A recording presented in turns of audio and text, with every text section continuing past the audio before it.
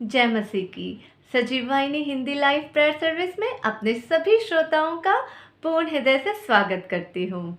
विश्वास करती हूँ कि यीशु मसीह के नाम में आप सभी लोग सुख, शांति और समाधान के साथ अपना जीवन व्यतीत कर रहे होंगे। हर रविवार रात 8:30 बजे यूट्यूब और फेसबुक के द्वारा आप सभी हमारे साथ जुड़ सकते हैं। 1 कुरिन्थियों 16 अध्याय 16 वचन, जागते रहो, विश्वास में स्थिर रहो, पुरुषार्थ करो, बलवंत हो, जो कुछ करते हो प्रेम से करो। जागते रहो। वचन कहता है कि जागते रहो। जागने का मतलब शरीर से नहीं है, यहाँ पर हमारी आत्मिक स्थिति को दर्शाया जा रहा है। परमेश्वर कहते हैं आत्मा में जागते रहो। आत्मा में जागने का अर्थ यह है कि जो भी हम सोचें, विचारें, कार्य करें, हमारे जीवन की जो भी प्लानिंग है वो ईश्वरीय शक्ति को, ईश्वरीय उद्देश्य को समझते हुए यदि हम अपने जीवन में आगे बढ़ेंगे तो हमारे जीवन में किसी भी प्रकार की कोई कठिन और बुरी स्थितियां नहीं होंगी। तो हमें आत्मिक रूप से जागने के लिए यहाँ पर कहा जा रहा है, विश्वास में स्थिर रहो और यीशु मसीह के नाम में, यहोवा परमेश्वर में, परिशुद्ध आत्मा में अपना विश्वास बनाए रखो, क्योंकि जो विश्वास करता है वो अनेक आशीषों को प्राप्त करता है। पुरुषार्थ करो। पुरुषार्थ यानी अच्छी मानवता, पुरुषार्थ यानी विवेक संपन्न मनुष्य। जिस मनुष्य के अंदर विवेक होगा, अच्छी समझ होगी, ज्ञान होगा, बुद्धि होगी, वो अपने आप में ही हर चीज़ को, हर बात को, हर कार्य को सोच समझकर ईश्वर के उद्देश्य के अनुसार करेगा। और जो ईश्वर की इच्छा के अनुसार संपन्न होगा, अपनी बुद्धि का सही उपयोग करेगा, वो अपने आप में बलवंत होगा और किसी भी प्रकार की कमज़ोरियाँ उस पर प्रभावित नहीं होंगी। और जो कुछ भी हम अपने जीवन में करें वो प्रेम स्वभाव से करें। तो आइए ईश्वर के प्रेम को हम जानते हुए, समझते हुए, अनेकों के बीच उनकी प्रेम को प्रकट करते हुए, उनकी बातों को, उनके वचनों को, उनके उद्देश्य को अनेक लोगों तक पहुंचाते हुए, जहां कहीं पर वचन नहीं पहुंचा है, जहां कहीं पर लोग आज भी परेशान हैं, दुखी हैं और वे नहीं जानते कि उनकी समस्याओं का क्या समाधान है और क्या हल है, हम सब एक मन और एक आत्मा होकर उन सब तक यीशु मसीह के नाम से परिशुद्ध और पवित्र वचनों को पहुंचाएं। कुछ गीतों और प्रार्थना के द्वारा हम आगे बढ़ते हैं। जय मसीह की।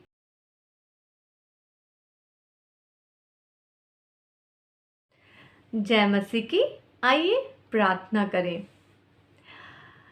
सर्वशक्तिमान पिता परमेश्वर, धन्यवाद करते हैं आपके परिशुद्ध और पवित्र नाम का प्रभु। यह समय आपका है प्रभु। हम धन्यवाद करते हैं इस समय के लिए प्रभु कि आपने हमें जीवित रखा प्रभु। आपने हमारी गिनती मरे हुए में नहीं प्रभु, बल्कि जीविता लोगों में रखी है प्रभु। क्योंकि प्रभु आपने हमें प्रभु ये जीवन देकर मौका दिया है कि हम अपने आप को साफ कर सकें, ठीक कर सकें और शुद्ध कर सकें प्रभु। क्योंकि जिस व्यक्ति के पास समय है उसके पास मौका भी है कि वो अपने पुराने जीवन से बाहर निकले और एक नए जीवन में आगे बढ़ सके प्रभु। इस प्रकृति में, इस धरती पर, इस सृष्टि में चारों ओर इतना कुछ हो रहा है प्रभु जिसका समाधान हमारे पास नहीं है, जिसका कोई हल हमारे पास नहीं है। दिन प्रतिदिन कहीं ना कहीं दुर्घटनाएं हो रही हैं प्रभु। प्रकृति का प्रकोप भड़का जा रहा है प्रभु।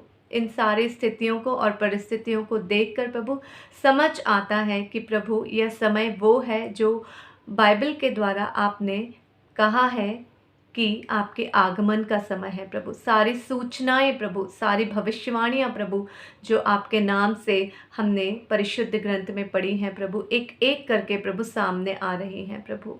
और आपने हमें मृतकों में नहीं प्रभु, जीवितों में रखा है प्रभु, क्योंकि आप चाहते हैं कि कोई भी बंदा नष्ट ना हो, नाश ना हो प्रभु। आप हमें मौका दे रहे हैं कि हम सब लोग आपके पवित्र शास्त्र के द्वारा सही मार्ग में चलने पाएँ।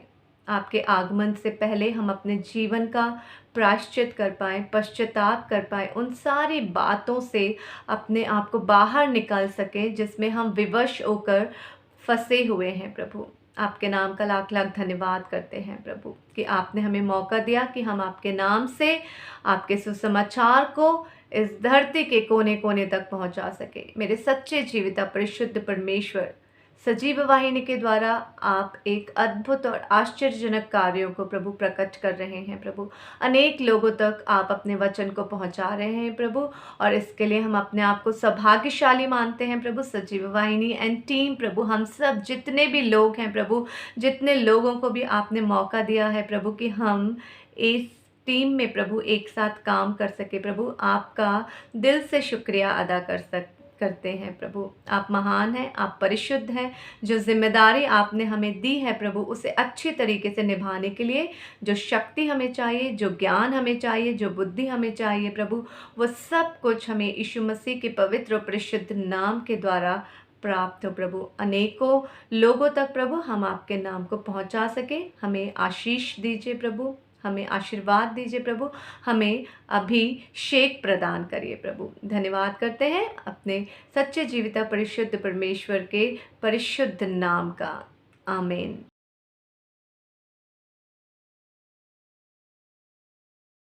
जय मसीह की। आइए गीत गाते हैं।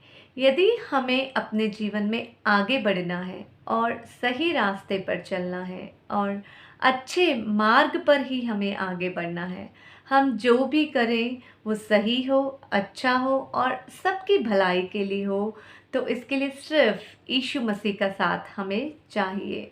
यीशु मसीह का हाथ पकड़कर दूर तक हमें आगे बढ़ना है, दूर तक हमें आगे जाना है। उस मंजिल को हमें प्राप्त करना है जो मसीहा ने हमारे लिए तय करी है। जिस नाम से हमको मुक्ति मिली, जिस नाम से हमको शक्ति मिली, जिस नाम से हमको मुक्ति मिली, जिस नाम से हमको शक्ति मिली, वो ही नाम, प्यारा प्यारा नाम, वो ही नाम, प्यारा प्यारा नाम। चले जाना है दूर से दूर तक, लेके यीशु का प्यारा प्यारा नाम। चले जाना है दूर से दूर तक, लेके यीशु का प्यारा प्यारा नाम। जिस नाम से हमको आनंद मिला, उस आनंद को हम बांटते चले। जिस नाम से हमको आनंद मिला, उस नाम को हम बांटते चले। वो ही नाम, प्यारा प्यारा नाम, वो ही नाम, प्यारा प्यारा नाम। चले जाना है दूर से दूर तक, लेके यीशु का प्यारा प्यारा नाम। चले जाना है दूर से दूर तक, लेके यीशु का प्यारा प्यारा नाम। जिस नाम से अंधे देखने लगे, जिस नाम से लंगड़े चलने लगे, जिस नाम से अंधे देखने लगे, जिस नाम से लंगड़े चलने लगे, वो ही नाम, प्यारा प्यारा नाम, वो ही नाम, प्यारा प्यारा नाम। चले जाना है दूर से दूर तक, लेके यीशु का प्यारा प्यारा नाम, चले जाना है दूर से दूर तक, लेके यीशु का प्यारा प्यारा नाम। जिस नाम से कोढ़ी शुद्ध हुआ, जिस नाम से मुर्दा जिंदा हुआ, जिस नाम से कोढ़ी शुद्ध हुआ, जिस नाम से मुर्दा जिंदा हुआ, वो ही नाम, प्यारा प्यारा नाम, वो ही नाम, प्यारा प्यारा नाम, वो ही नाम, प्यारा प्यारा नाम। हालेलुया, जय मसीह की।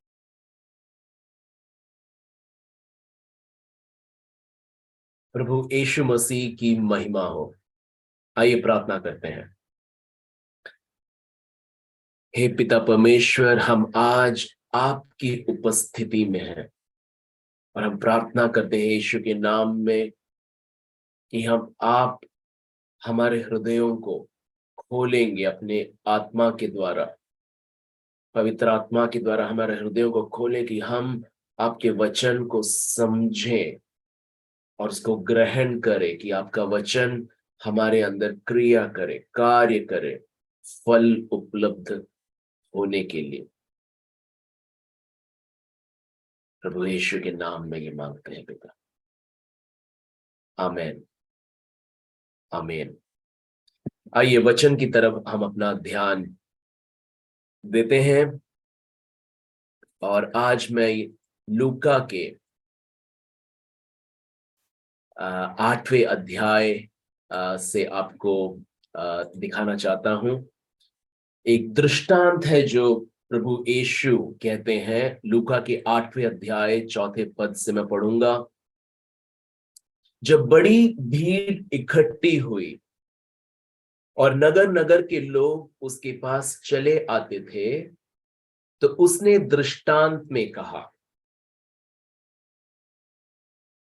मैं आपका ध्यान इस तरफ लेके आना चाहता हूं कि देखिए कि बहुत बड़ी भीड़ इकट्ठी हुई थी, नगर नगर से लोग आए थे।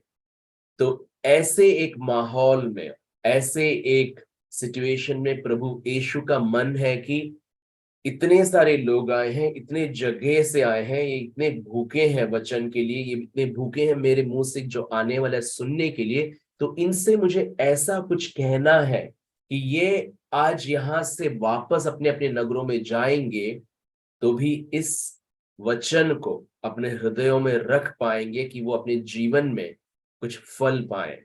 तो ऐसे एक माहौल में प्रभु बोल रहे हैं एक दृष्टांत। तो क्या कहते हैं, पढ़ते हैं।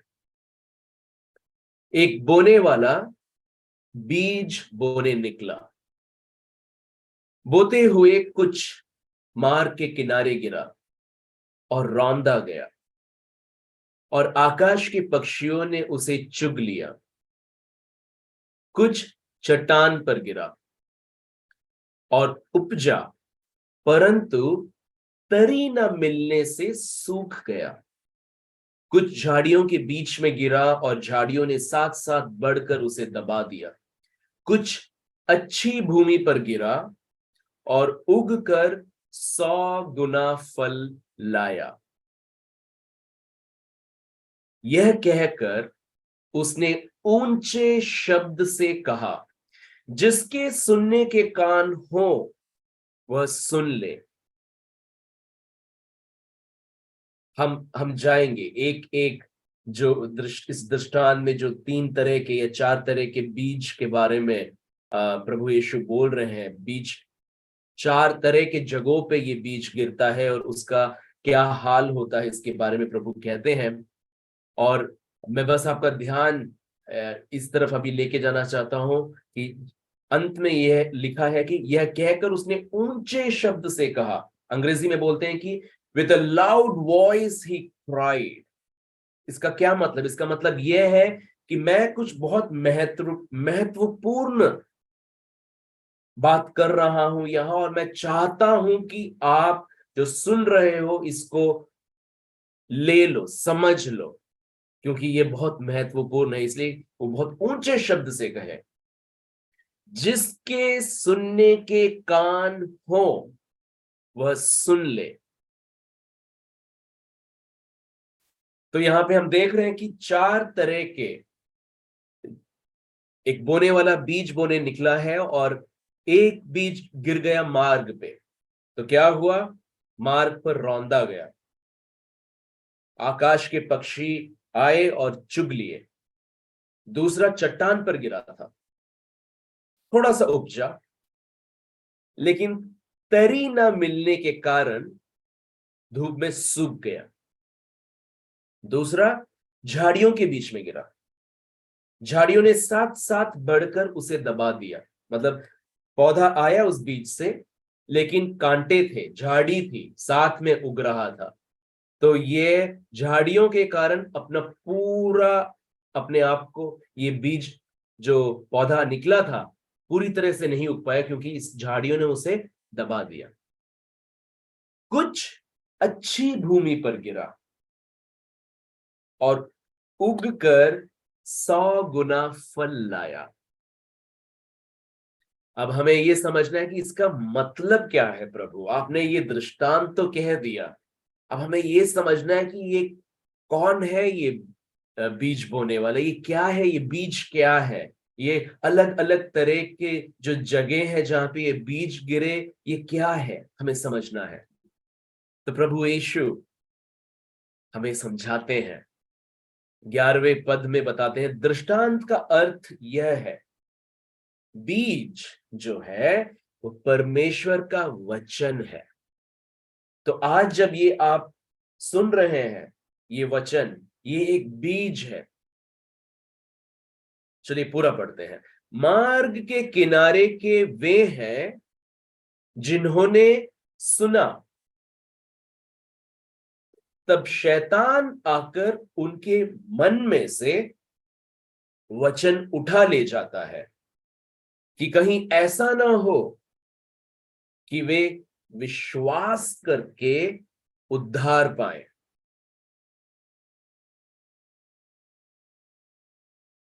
तो ये एक तरह के लोग हैं। तो बीज वचन है, और जो जो जहां पे गिरा वो एक एक लोगों का हृदय, हृदय की स्थिति है एक एक लोगों की। तो ये वो लोग हैं जो सुनते हैं, लेकिन शैतान आकर उनके मन में से वचन उठा ले जाता है, क्योंकि ऐसा ना हो कि वो वचन को स्वीकार कर लें, विश्वास करें और वचन उनके अंदर कार्य करने लगे। उससे पहले शैतान आकर उनके हृदयों से ये वचन लेके चला जाता है। तो ये एक ऐसा एक ग्रुप ऑफ पीपल, ठीक है। दूसरा, चट्टान पर के वे हैं। तो हमने क्या पढ़ा था? चट्टान पर गिरा था तो क्या हुआ था? थोड़ा सा उगकर आया था, लेकिन उसका उस चट्टान के कारण उसका जो रूट है वो ज्यादा गहरा नहीं था, इसलिए वो जल्दी सूख गया था। जड़, रूट, राइट। तो क्या बोल रहे? चट्टान पर के वे हैं कि जब सुनते हैं तो आनंद से वचन को ग्रहण तो करते हैं, परंतु जड़ न पकड़ने से वे थोड़ी देर तक विश्वास रखते हैं और परीक्षा के समय बहक जाते हैं। तो ये वो है जो स्वीकारते हैं, खुशी से स्वीकारते हैं, अरे ये वचन है, मैंने भी स्वीकार करूंगा, लेकिन जड़ नहीं है। जड़ ना होने के कारण जब भी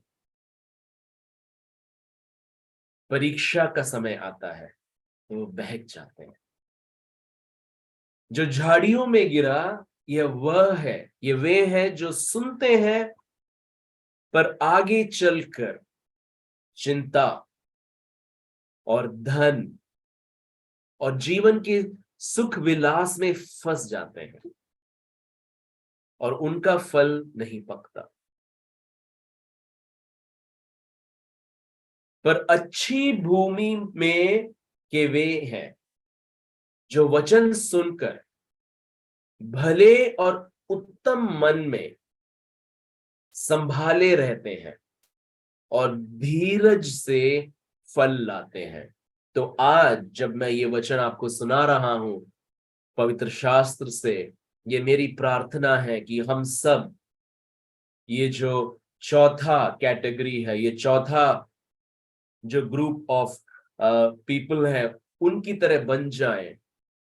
हमारा हृदय एक अच्छा भूमि हो जहां पे हम वचन को सुनकर स्वीकारते हैं और संभाल के रखते हैं और धीरज से फल लाते हैं।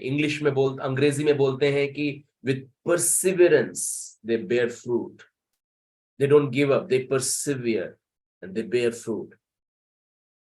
धीरज से फल लाते हैं। तो उनका एक उद्देश्य होता है जब वो वचन को सुनते हैं कि हाँ प्रभु, मैं ये सिर्फ सुनने के लिए नहीं आया हूं या आई हूं, ये वचन को मैं स्वीकारूंगा और इस वचन को मैं कार्य करने के लिए जिस तरह से मेरे हृदय की दशा होनी चाहिए उस तरह से अपने हृदय की दशा को रख के मैं धीरज से फल लाऊंगा या फल लाऊंगी। आमीन।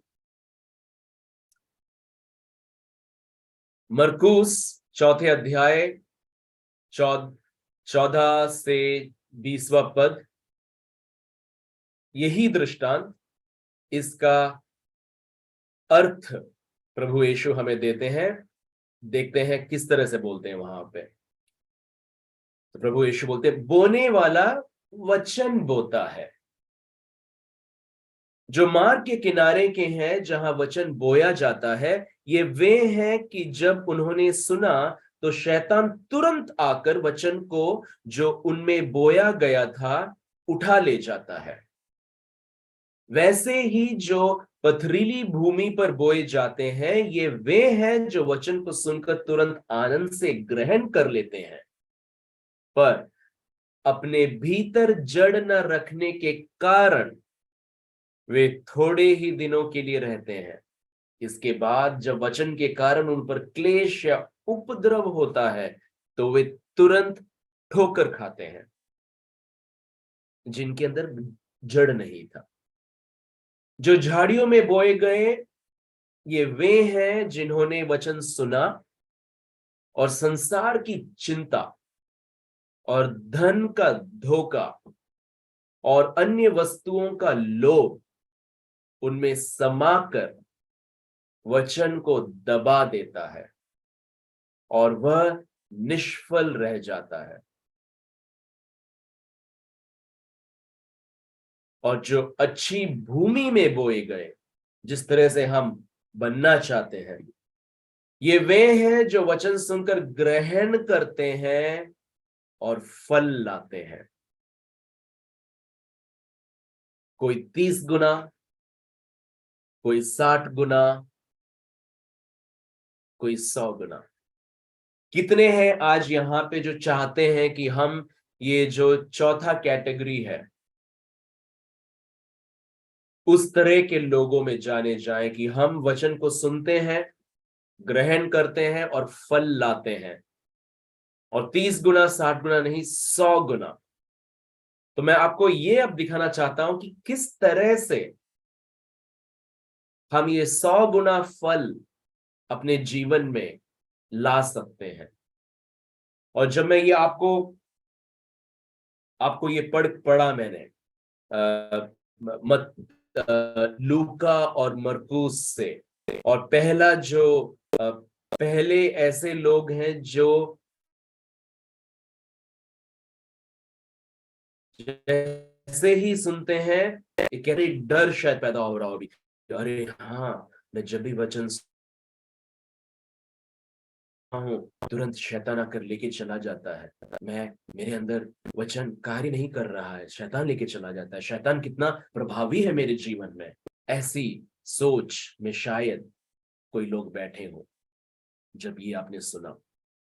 तो मैं आपको दिखाना चाहता हूं कि कब होता है, क्या मतलब हम कुछ कर सकते हैं क्या कि शैतान ये वचन को ना लेके जाए? ऐसा क्या है कि सुनते ही शैतान लेके चला जाता है? क्यों? ऐसा क्यों? ये तो कुछ अन्याय जैसा लग रहा है कि मैंने सुना, मैं चाहता हूं कि मेरे मन में हो, लेकिन शैतान लेके चला गया। मैं क्या कर सकता हूं? शैतान लेके चला गया, मैं क्या कर सकता हूं? है ना? देखते हैं मत्ती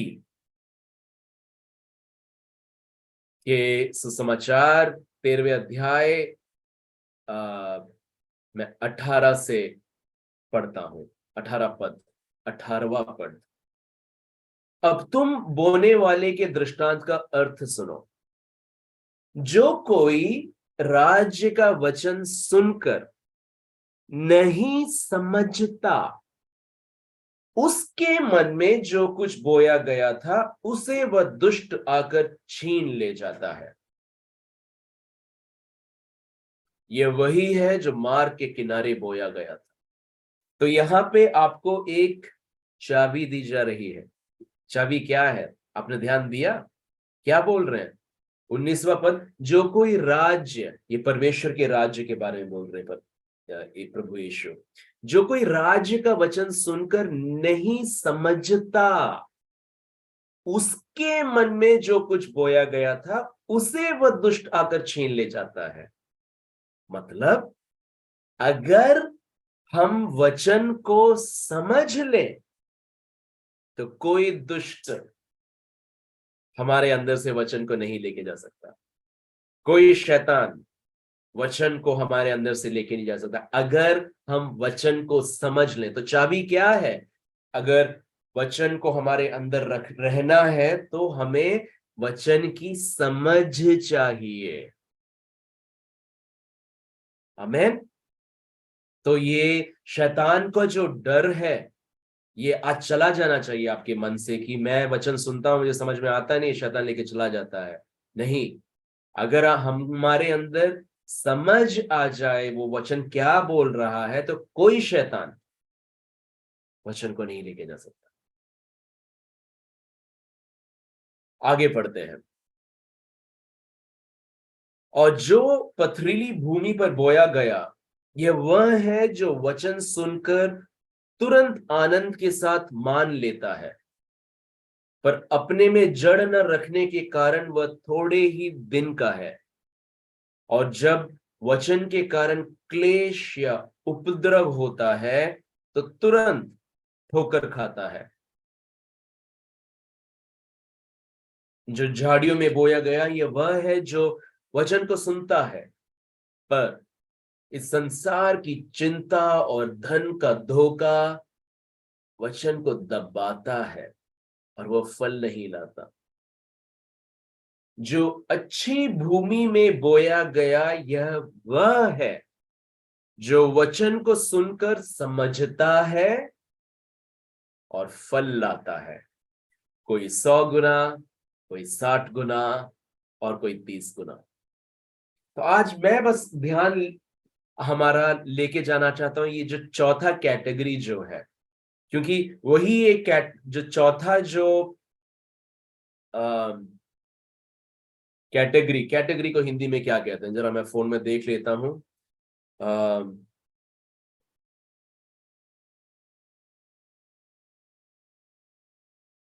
वर्ग। तो ये ऐसे वर्ग, ये जो लोगों का वर्ग, हम उस वर्ग के लोग बनना चाहते हैं जो फल लाए, 100 गुना फल। तो देखते हैं ये 100 गुना फल अगर मुझे अपने जीवन में लाना है, और प्रभु यीशु इतने एक सलाह दे रहे हैं, इतना महत्वपूर्ण सलाह, जब हमने देखा कि ऊंचे शब्द से बोल रहे हैं, ऊंचे स्वर में बोल रहे हैं कि जिनके कान हो ये सुन लो, तो ये बहुत महत्वपूर्ण है और हम आज ध्यान देंगे। ये आज मैं बहुत ही कम समय व्यतीत करना चाहता हूं ये वचन के साथ, और मैं बस चाहता हूं कि ये जो चाबियां हैं ये हम लोगों के हाथ में आ जाए कि वह इसको अपने जीवन में अपनाएं और उसको कार्य में लगा दें। तो ये चौथा वर्ग जो है ये कौन है? जो वचन को सुनकर समझते हैं। और फल लाते हैं। 100 गुना, 60 गुना, 30 गुना। इसका मतलब यह है कि जितनी हमें समझ है उसके अनुसार हमें फल मिलेगा। ऐसा नहीं है कि प्रभु ने बस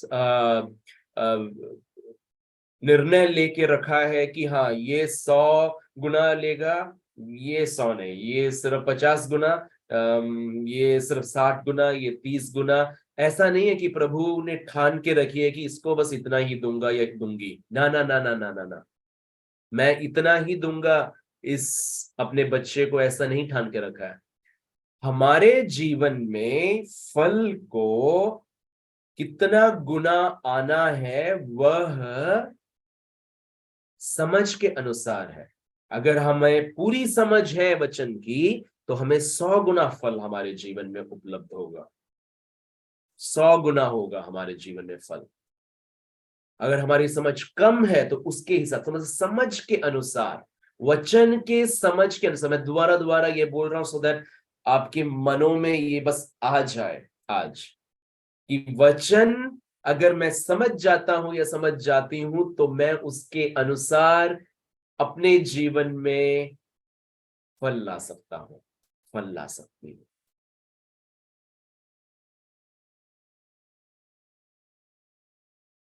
मरकुस में देखते हैं वो चौथे वर्ग को कैसे बोलते हैं। और जो अच्छी भूमि में बोए गए ये वे हैं जो सुनकर ग्रहण करते हैं, मतलब वो स्वीकारते हैं, धिक्कारते नहीं है, स्वीकारते हैं और फल लाते हैं।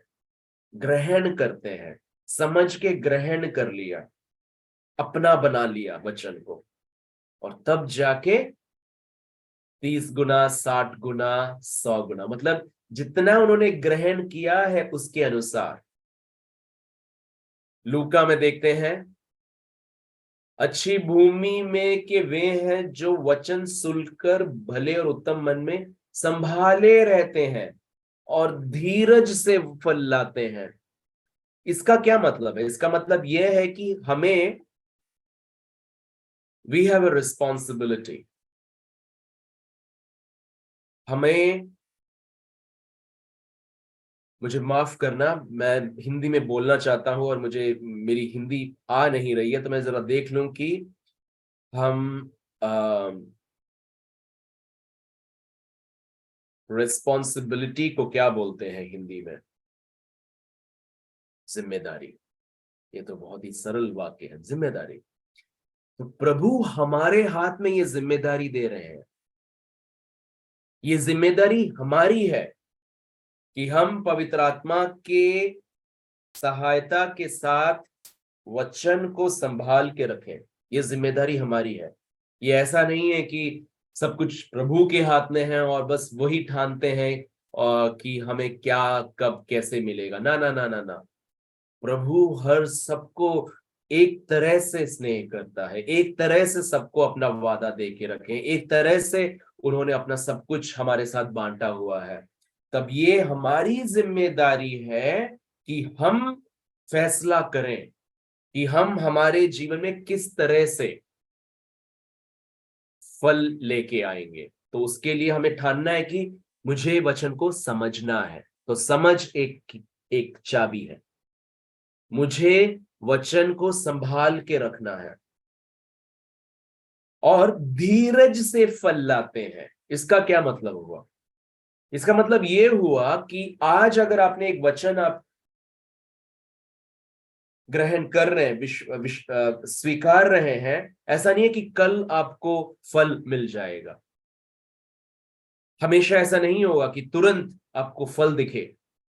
तो धीरज से फल लाते हैं, इसका मतलब यह है कि कभी कभी समय लगेगा ये वचन हमारे अंदर कार्य करने के लिए। और ये वचन कभी कभी नहीं, बहुत जगहों पे, बहुत तरह से, इट इट डिपेंड्स हम किस वचन और किस वादे के बारे में बात कर रहे हैं, ये उसके उसके हिसाब से होगा। लेकिन ये मैं बताना चाहता हूं कि धीरज, धीरज से फल लाते हैं, मतलब हमें धीरज वाले बनने हैं कि हाँ, प्रभु का वचन सत्य है। आज फल नहीं है लेकिन फल आएगा, क्योंकि ये उसका वचन है, उसका वचन अटल है, उसका वचन सत्य है, क्योंकि उन्होंने बोला है। तो ये वचन ऐसा है कि मैं उसको बस पकड़ सकता हूं। आंधी आए, तूफान आए, बारिश आए, जो भी कुछ, भूकंप आए, जो भी कुछ आए, उनका वचन अटल है। मैं निर्भर कर सकता हूं उनके वचन पे। तो वो संभाल के रखते हैं, जो कुछ आए ये वचन सत्य है, और धीरज से फल लाते हैं। तो समझ एक है, धीरज एक है, संभाल के रखना एक है। ये सब हमारी जिम्मेदारी है, हमारी जिम्मेदारी है।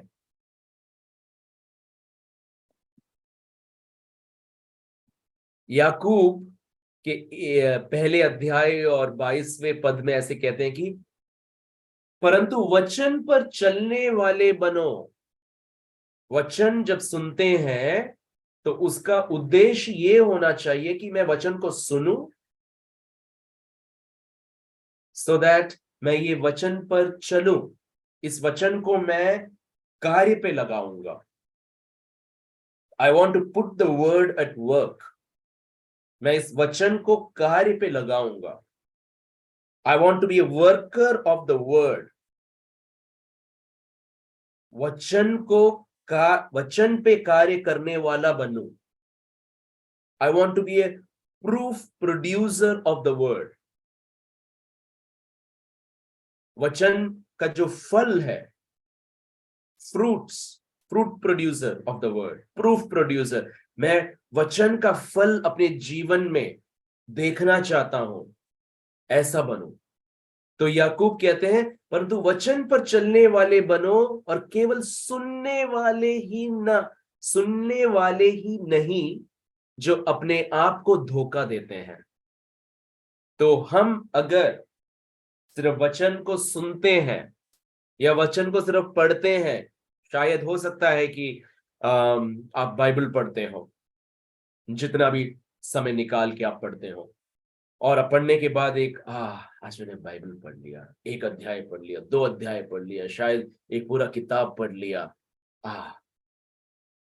अच्छी बात है कि आपने बाइबल पढ़ा, लेकिन बाइबल पढ़ने का एक उद्देश्य होना चाहिए। उद्देश्य क्या होना चाहिए? कि हम उसको ग्रहण करके,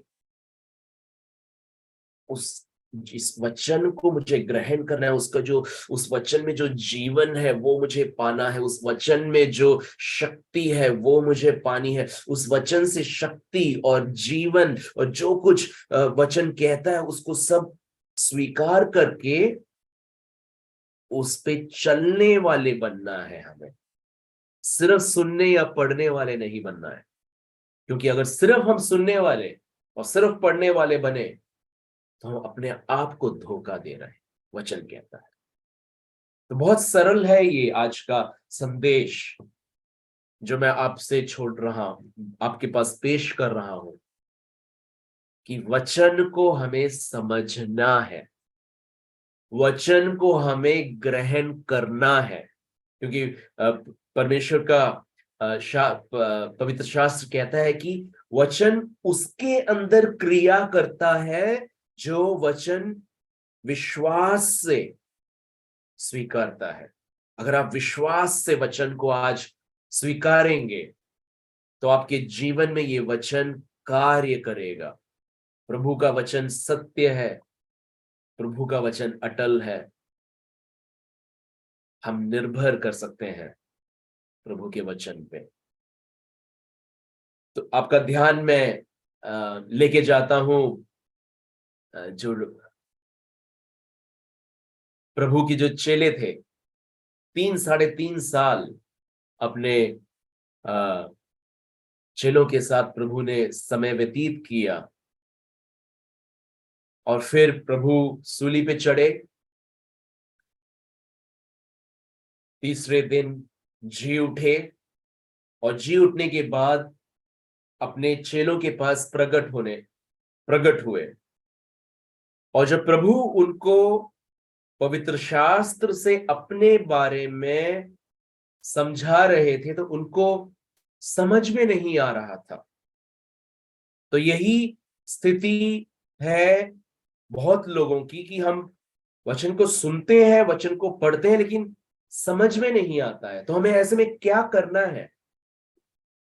लूका के 24वें अध्याय और 45वें पद में कहते हैं कि तब यीशु ने पवित्र शास्त्र बूझने के लिए या समझने के लिए उनकी समझ खोल दी। तो आज अगर हमें प्रभु का वचन, सत्य वचन समझना है,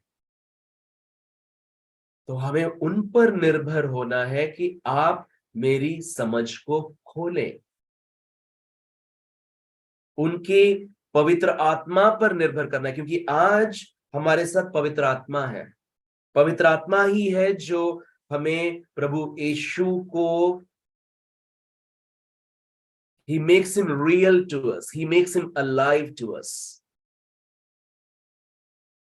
प्रभु यीशु जिंदा है, यह पवित्र आत्मा हमें वो प्रेरणा देता है, पवित्र आत्मा हमें वो विश्वास देता है, पवित्र आत्मा है जो प्रभु को महिमा देने के लिए यहाँ पे आए। He will glorify me, the word says। तो हमें पवित्र आत्मा पर निर्भर होना है कि पवित्र आत्मा आप मेरी समझ को, एक खुलासा आए मेरी समझ में कि मैं वचन को ग्रहण करूं, क्योंकि मैं चाहता हूं कि मैं वचन को समझूं, कि मैं चाहता हूं कि मैं वचन को संभाल के रखूं और हौसले के साथ